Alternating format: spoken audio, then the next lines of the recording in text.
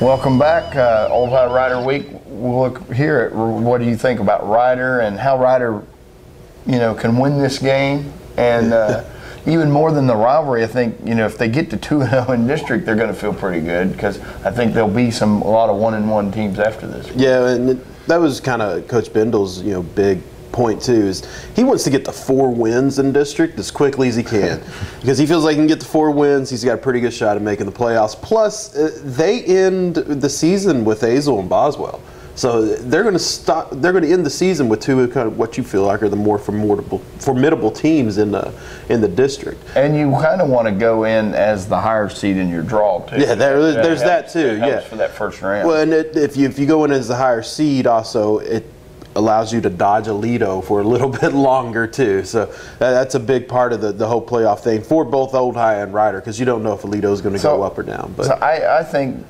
going in, and maybe I changed a little bit last week, because a week ago I may have been thinking Rider's chances weren't as good as I do now.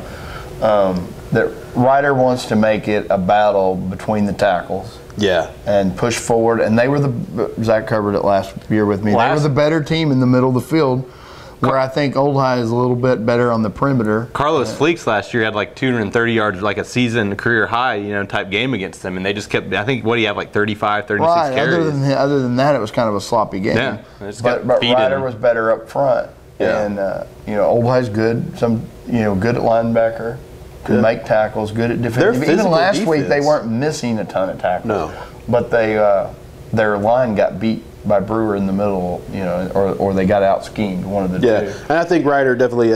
You saw the running game come to fruition last week, and Cortez Carter get moving in the right direction. Hadn't really seen a running game from Ryder before last week against think Cooper. The quarterback run game is dangerous too. I think Jackson is very dangerous in the open field. He doesn't always get there, but whenever he's out in the open field, he can make people miss and he can score. He had a touchdown. He had an 18-yard touchdown, real nice touchdown, called back because of penalty against Saginaw. And I think that maybe that's probably the biggest thing to point out here. Ryder can't have the penalties they had against Saginaw, because Old High will make them pay a little bit more. Yeah. And that flags have been an issue for Old High too. It's been an issue. How's the Rider line coming along? They've probably taken some steps back and not looked real good in their previous 2 games, but a lot of that was the competition. Yeah. Did they get a push pretty consistently? The push was consistent, and also the pass protection is fantastic. Jackson was hardly touched, other than they allowed a little bit of penetration, allowed a tip pass that was eventually intercepted. You can't complain about what the offensive line did last week. If Rider's going to win this game, what do you think is the defensive key? Well, stopping O.J. Clark and not allowing those big plays, I think, is the big one. Penn's dangerous too. Yeah, and Penn has showed he's dangerous, and he goes and catches it. And you got to watch. You never know. Anytime they throw it to Penn, he might be throwing it back to someone too. So he's done that a couple of times this year.